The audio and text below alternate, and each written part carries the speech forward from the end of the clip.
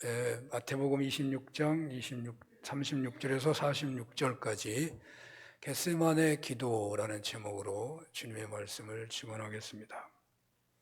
겟세마네는 감람산 서편에 있던 지역 이름이거든요. 예루살렘에서 한 1.2km 떨어졌다고 하는데요. 그래서 그런지 누가복음에서는 예수님의 이 십자가 지기 직전의 기도를 감람산 기도라고 증언하고 있고, 마태와 마가복음에서는 겟세마네 기도라고 쓰고 있습니다. 겟세마네라는 것은 기름을 짜는 틀이라는 뜻이래요. 기름을 짜는 틀. 이 이름을 볼 때 이 지역은 감람나무에서 기름을 짜는 곳이었구나 라는 생각이 들죠. 또 기름을 짜듯이 주님이 땀과 피를 쏟으며 기도하신 곳이구나 하는 생각도 할 수 있겠죠.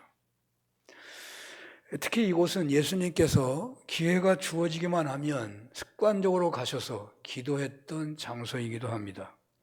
예수님이 이곳에서 붙잡히시는데 유다가 어찌 그곳을 알았을까요? 늘 그곳에 가서 기도하시니까 그곳에 가서 있을 때 붙잡히시게 되는 것이죠. 이 겟세마네 기도는 예수님의 생애에 어떤 위치에 있을까? 그냥 시간적으로 생각해 본다면 먼저 그 고난주간 때에 이 목요일 날 주님이 십자가에서 죽으시기 바로 전날로 생각할 수 있죠. 그래서 보통 교회가 사순절을 맞아서 고난주간에 24시간 연속 기도를 하는 경우가 있는데 그 기도를 수요일 밤에 해가지고 목요일 저녁까지 하는 기도예요. 그래서 겟세마네 기도를 본받으려고 하는 것이죠. 이 겟세마네 기도 후에 예수님은 붙잡히시고 또 빌라도의 신문과 재판을 받으시고 십자가에서 공생애를 마감하십니다. 그리고 그 십자가의 죽으심은 온 인류의 구원을 가능케 한 공생의 최고의 순간이었고 최고의 승리였습니다. 마지막 사단의 무기인 사망 권세를 이기신, 승리하신, 사망 권세를 이기신 자리인 것이죠. 이 사망 권세를 이기신 예수님 그 십자가의 최후의 승리를 가능케 한 결정적인 은혜는 바로 이 겟세마네 기도였다라는 것을 이 본문의 흐름에서 상상해 볼 수 있습니다. 이 세 번씩이나 반복해서 드리신 그 겟세마네 기도의 핵심 내용은 만일 할만하시거든 이 잔을 내게서 지나게 하옵소서 그러나 나의 원대로 마시옵고 아버지의 원대로 하옵소서라는 기도에서 볼 수 있듯이 예수님께서는 온 인류를 위해 하나님과 단절되는, 하나님과 끊어지는, 관계가 끊어지게 되는 그 주님의 표현으로도 극히 고통스러워 하셨던 그 사망의 공격을 받아들이는 순종을 결단하심으로써 구세주로서의 사역에 성공하셨고 그 완성을 보게 된 것이죠. 겟세마네 기도는 예수님의 공생의 절정이 십자가에서 죽으심이었지만 바로 그 공생의 결정적 성공과 완성을 위한 예수님의 마지막 낮아짐의 정점이라고도 할 수 있습니다. 그러므로 신앙인이라고 한다면 승리와 성공을 위해 마지막 노력과 헌신, 어떤 세일을 위하여 취하게 되는 마지막 선택을 해야 하는 경우에 놓이게 될 때마다 이 겟세마네 기도는 매우 중요한 모델이 될 수 있을 것 같습니다. 또 넘기 어려운 큰 산이 앞에 놓이게 되었다든지 풀기 어려운 난지 앞에 놓이게 된다든지 사람의 능력으로 해결하거나 감당하기 어려운 난치병이나 혹은 사업과 가정의 문제 앞에 속수무책으로 있게 되었을 때 겟세마네 기도는 그 해결책으로 적절한 모델이 되고도 남을 것입니다.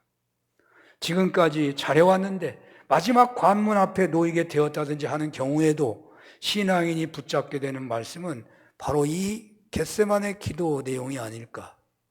예수님도 마지막 관문이 십자가였는데 그것을 넘어서는 것이 겟세마네 기도였기 때문입니다. 자, 이것을 좀 더 좀 구체적으로 내 삶과 적용해서 생각해 본다면 그냥 금방 지나가면 또 없어지니까요. 잊어버리니까. 새로운 일을 시작하게 될 때, 새로운 세계를 맞이하게 될 때, 그가 마지막으로 준비를 무엇으로 하는 것이 좋겠는가? 기도로 해야 한다는 거죠. 그 기도를 하되 겟세마네 기도를 본받아서 하면은 최고의 마무리, 최고의 시작을 그 마지막 관문을 통과하게 되는 최고의 은혜가 있을 것이라는 것을 생각하게 되는 것입니다. 대학 입시를 앞둔 시점에서 결혼을 준비하는 과정에서 교회에서 지도자를 선출할 때 우리 신앙인이 취하게 되는 가장 중요한 태도는 무엇일까요?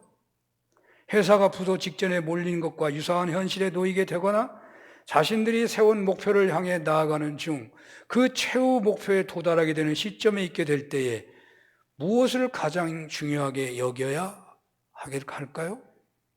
선거를 하는 사람들, 마지막 부동표를 잡기 위해서 할 수 있는 모든 시도를 다 하더라고요. 심지어는 요즘에는 안 그런지 모르겠는데 선거 전날에 선물이 막 돌더라고. 선거 전날에 선물 도는 걸 많이 봤어요. 대학 입시가 다가오면 적은 노력으로 큰 효과를 보려고 쪽집게 과외가 열풍이 일어나고 이사철이 되면 이사할 집에 학군을 살피러 다니고 이사할 집의 장래성을 비교하느라 밤잠을 설치며 조사하는 사람들이 있을 것입니다. 불치병 선언을 받게 되면 믿는 자라면 기도하겠지만 이것저것 소문 따라다니며 할 일 못할 일을 다하며 진액을 쏟기에 쉬울 것입니다. 새로운 세계를 맞이하게 되는 경우는 그 불안감 때문에 술에 취하게 되는 경우가 있을 것이고 때때로 그 세계를 준비하느라 인간적인 상상의 날개를 수도 없이 펼치고 할 것입니다.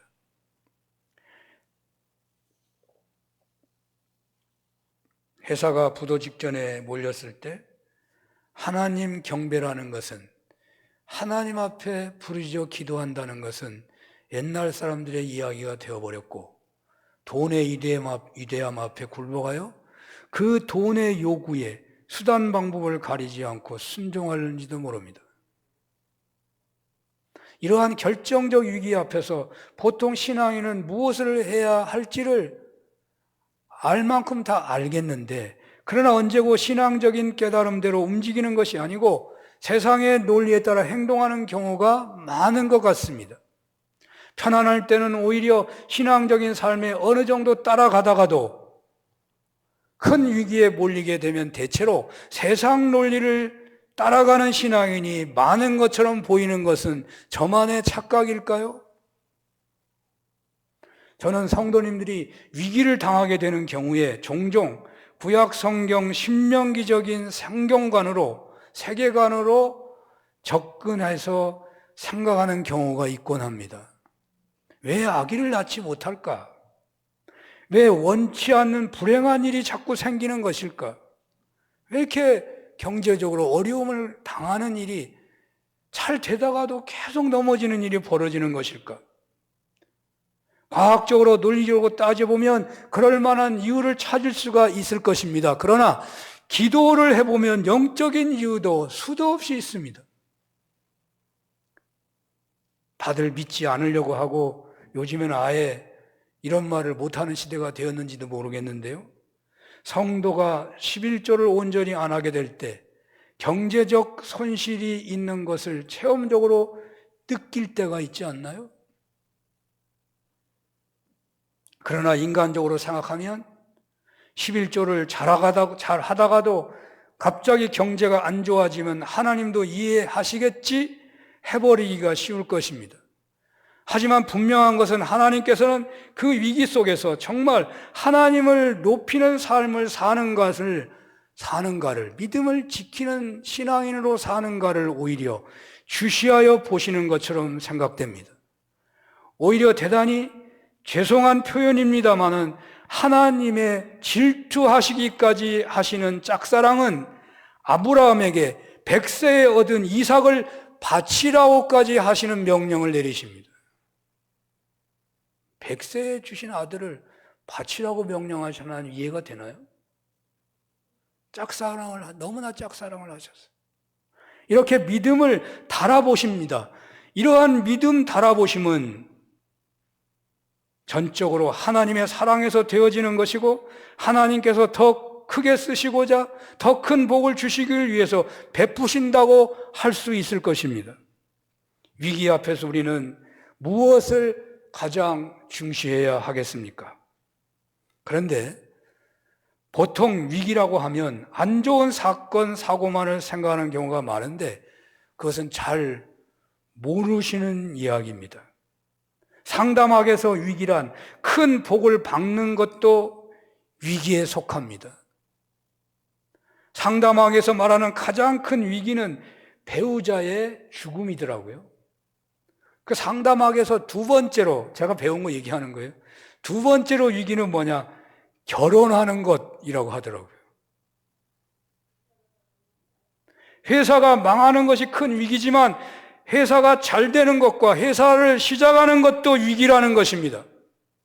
돈이 부족하여 형편없는 집으로 이사가는 것만 위기가 아니라 부자가 되어 큰 집으로 이사하는 것도 위기라는 것입니다.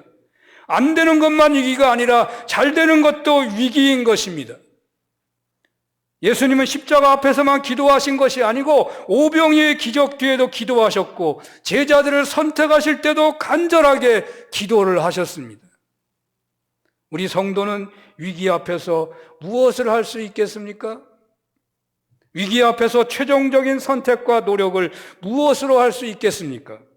그동안 고민을 하셨겠습니다만 오늘 성경에서 명쾌한 한 답을 예수님의 모범적인 행동에서 제시하고 있습니다.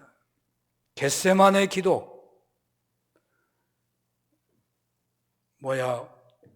공부에 왕도가 없다고. 세상에 신앙에도 왕도가 없지만 아마 그 왕도에 가까운 방법이 있다면 겟세마네 기도라고 생각합니다. 겟세마네 기도. 예수님의 겟세마네 기도는 예수님께서 구세주로서의 공생애를 완성하는 데 최종적으로 선택하신 방법이었고 마지막 희생의 정점이었습니다. 그렇습니다. 위기에서 최종적인 선택은 신자라면 기도하는 것이라고 말할 것입니다. 그러나 이 겟세마네 기도는 예사 기도와 달랐습니다. 뒤로 미룰 수 없는 결정적인 선택의 기로에서 드려진 기도였습니다. 그래서 반드시 응답을 받기까지 드려진 기도였습니다. 사도 바울의 기도에서도 나타나지만 예수님은 3번을 반복해서 기도하십니다. 바울도 가시를 치료해달라고 3번 했다고 하잖아요. 그리고 제자들이 잠에 골아 떨어지곤 한 것을 미루어 볼 때에 그 기도 시간이 짧은 것 같지 않습니다. 또 누가복음 표현에 의하면 예수님이 힘쓰고 애써 간절히 기도하셨다고 했고 얼마나 애를 썼는지 땀이 땅에 떨어졌는데 핏방울같이 되었다고 했습니다. 그런데 이 겟세마네 기도는 제자들을 데리고 갔다가 한 장소에 있게 하고 수제자 3명, 변화산상에서 예수님의 변모하신 것을 체험한 3명의 제자만 데리고 그들에게 나와 함께 깨어 있으라, 나와 함께 기도하자, 그렇게 말씀하시고 조금 떨어진 곳에서 기도하신 기도가 겟세마네 기도였습니다. 또 이 기도 후에 예수님의 모습에서는 전혀 고민하시는 태도가 보이지 않습니다. 예수님은 기도를 마치자마자 이제는 자고 쉬라, 보라 때가 가까웠으니 인자가 죄인의 손에 팔리느니라, 일어나라 함께 가자라고 말씀하셨고 붙잡히셔서 신문을 받으실 때도, 심한 모욕을 당하실 때도, 십자가의 고통 앞에서도 여기 겟세마네에서 기도하실 때와 같이 심각하게 고민하고 괴로워하는 모습은 아닌 듯합니다.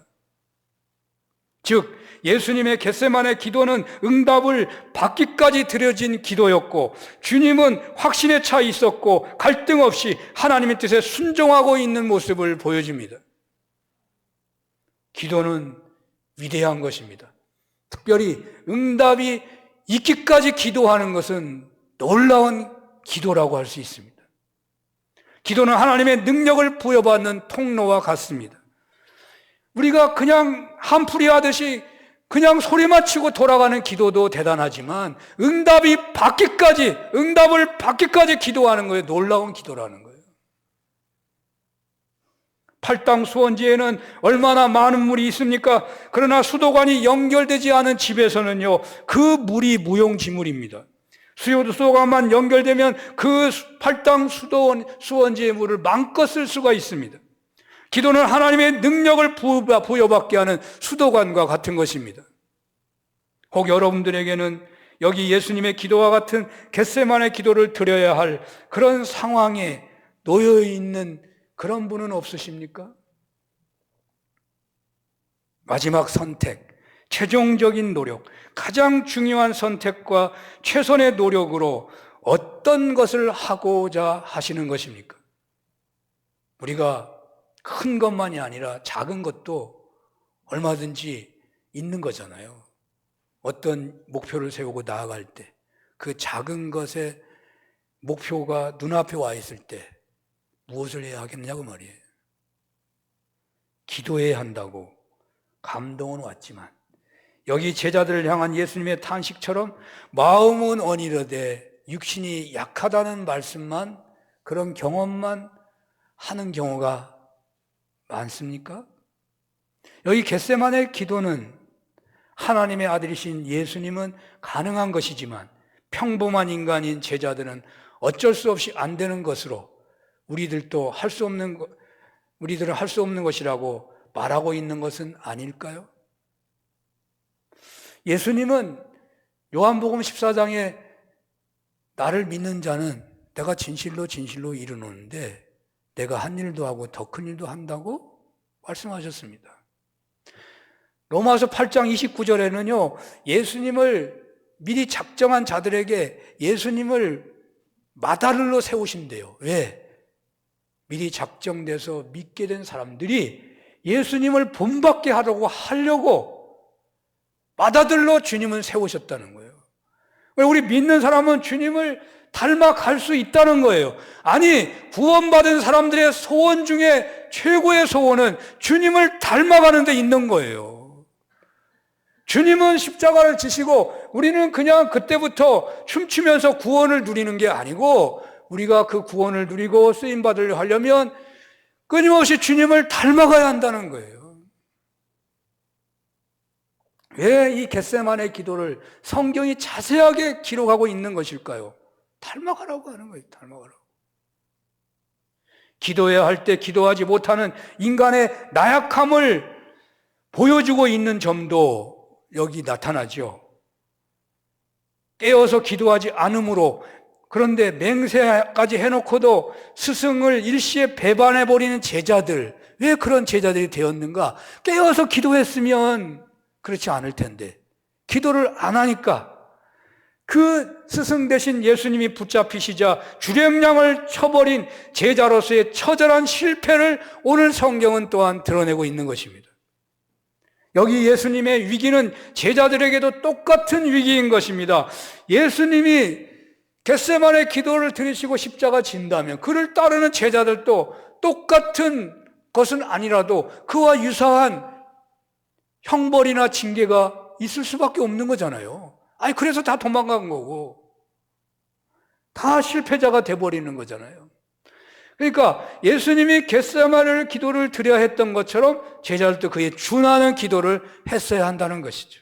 오늘 성경은 우리들에게 마음은 원이로되 육신이 약하도다 하고서 잠자는 신앙생활을 하는 것을 떨쳐버리고 과감하게 결단으로 겟세마네 기도 대열에 서라고 이 말씀이 있는 것이 아니겠습니까?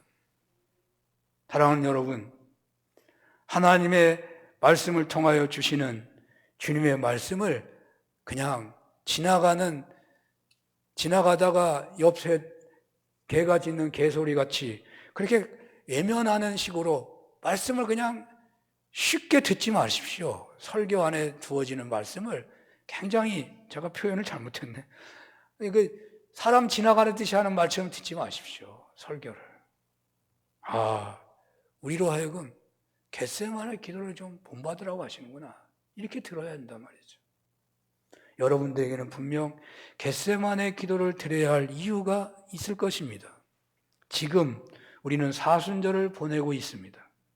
주님 베풀으신 은혜가 얼마나 크고 놀라운지를 체험하기를 원하고 받은 은혜에 따라 합당하게 살기를 원해서 주님 닮기를 소원하며 기도해야 하는 때잖아요. 또 세상은 심각할 정도로 악해지고 있고 믿는 자들은 믿는 자들을 다 쓸어 가버릴 정도로 세상이요 노도 강풍처럼 믿는 자들을 교회에게 막 다가오는데 우리 신앙인들은 얼마나 준비가 되어 있는 것인가요? 과학물질 문명은 끝간줄을 모르고 발전하고 있는데 우리의 신앙은 어느 정도나 무장이 되어 있는가요? 우리의 자녀들이 교회를 안 나오고 있고 나 자신부터 예배를 드리는데 하나님의 임재하심을 체험하지 못하는 때가 수도 없이 많은 형식적 예배에 놓일 때가 많은데 우리가 그냥 이대로 있어도 되는 신앙인인 것입니까?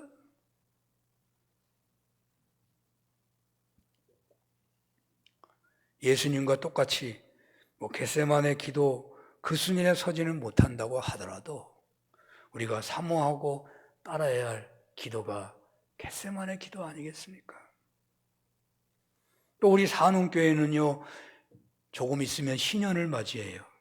과연 우리는 신년을 맞을 준비가 되어 있는 것입니까? 신년은요 생일 맞듯이 환갑 돼가지고 60년 되면 회갑 맞듯이 그냥 자동으로 주어지는 것이 신년이 아닙니다.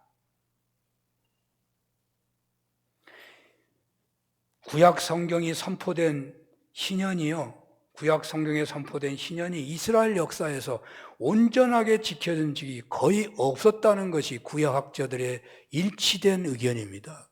신년은 성취된 적이 없었다, 그렇게까지 말을 해요.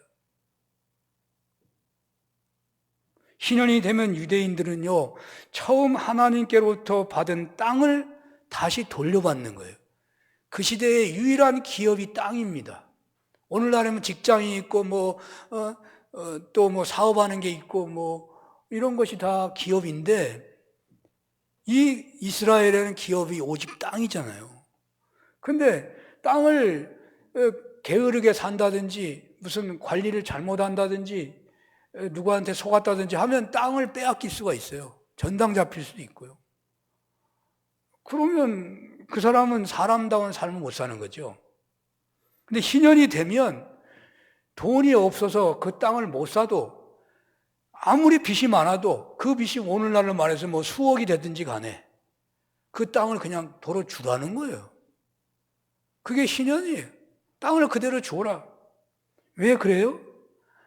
이제 그 땅을 받았으니 너는 이제 땅을 자복한 그 부자나 어떤 권력자에게 매이는 삶을 살지 말고 땅을 이제 줬으니 너는 이제 하나님만 믿고 의지하며 살면 돼. 그게 신년이에요. 그 신년이 어마어마한 축복이에요. 세상에 의지할 거 없어. 돈 많은 사람 의지할 거 없어. 권력도 의지할 거 없어. 오직 하나님만 믿고 하나님 말씀대로만 살아갈 기회를 하나님이 주신다니까요. 신년을 통해서. 노예도요, 자유롭게 하라는 노예도. 노예는요, 무슨 자유가 있어요? 주인 눈치만 보고 사는 거예요. 신년이 되면 그냥 풀어줘. 그러면 그 노예가 어떻게 되는 거예요? 주인 눈치 볼 필요 없어. 하나님만 바라보고 살아면 돼요. 빚을 아무리 졌어도 다 탕감해 주라는 거예요. 그게 하나님 명령이에요. 빚을 졌으면 빚을 내준 사람 눈치 보고 살아야 되잖아요. 그 사람이 하라는 거 해야 돼요. 근데 빚이 탕감됐네? 이제 내 마음대로 살아도 돼. 아니, 내 마음대로가 아니라 하나님 말씀대로만 살면 돼요. 그런 희년이 얼마나 놀라운 거예요. 그런데 어떤 믿음 좋은 사람이 노예를 풀어주겠어. 자기 농사도 못 짓는데 노예가 없어요.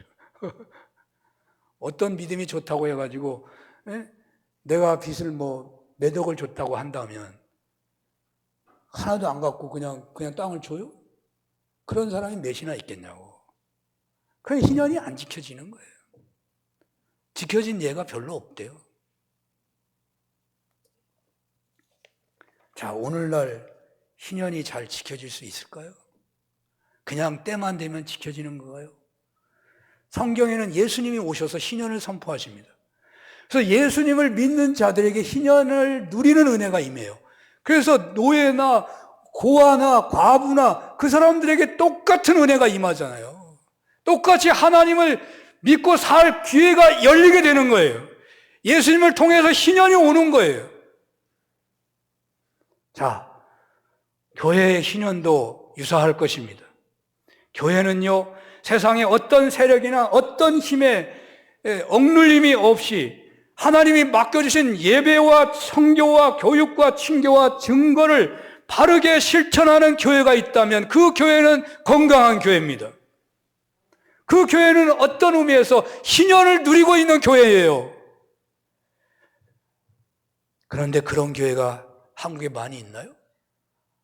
어떤 사람은 대형 교회는 누리고 있다고 생각할지 몰라요. 저는 그렇지 않다고 봐요.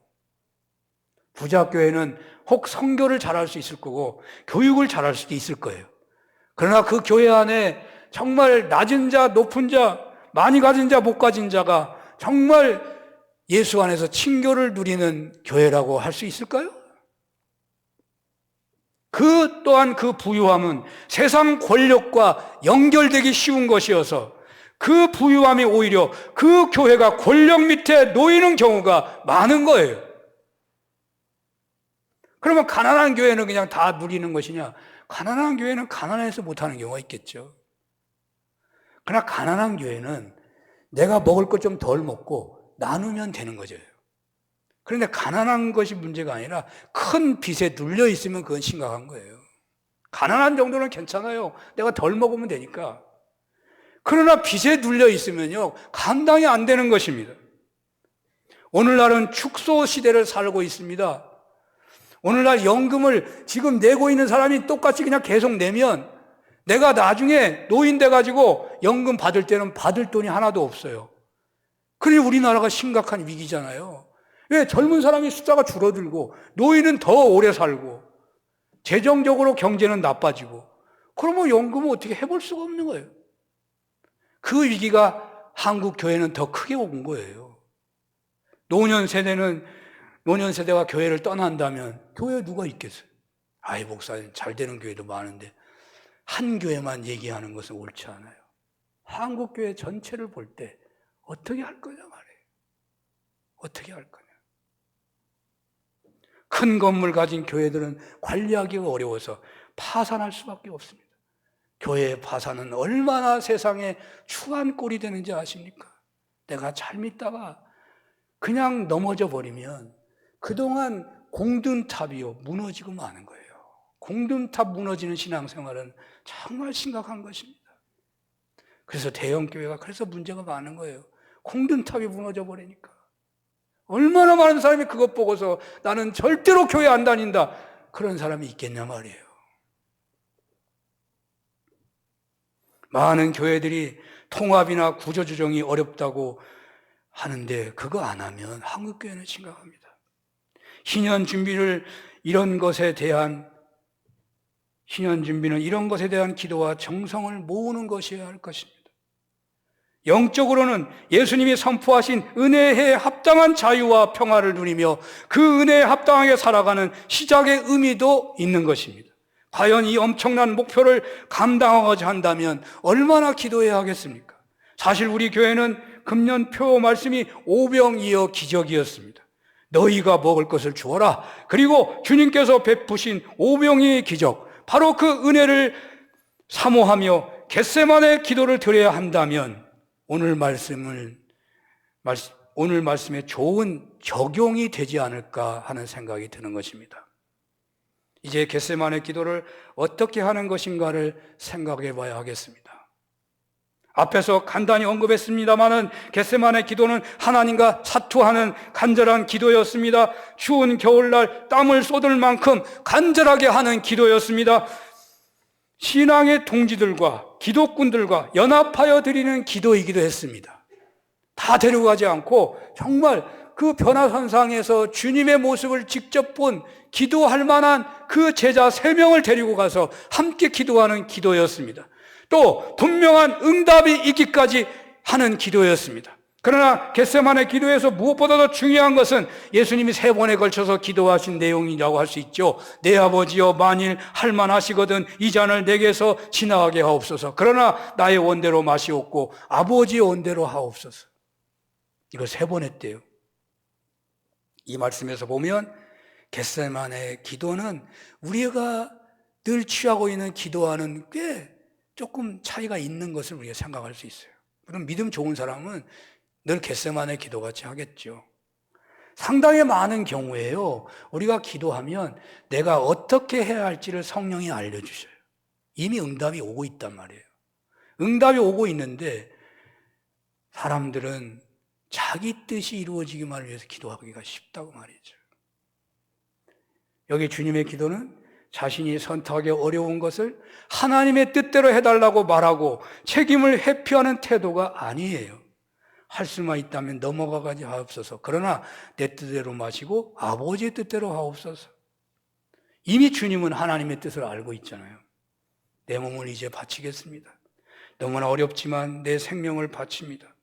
하나님의 뜻은 분명합니다. 우리로 하여금 모든 신앙인을 향한 하나님의 뜻은 대체로 분명합니다. 우리로 하여금 희생하기를 원하십니다.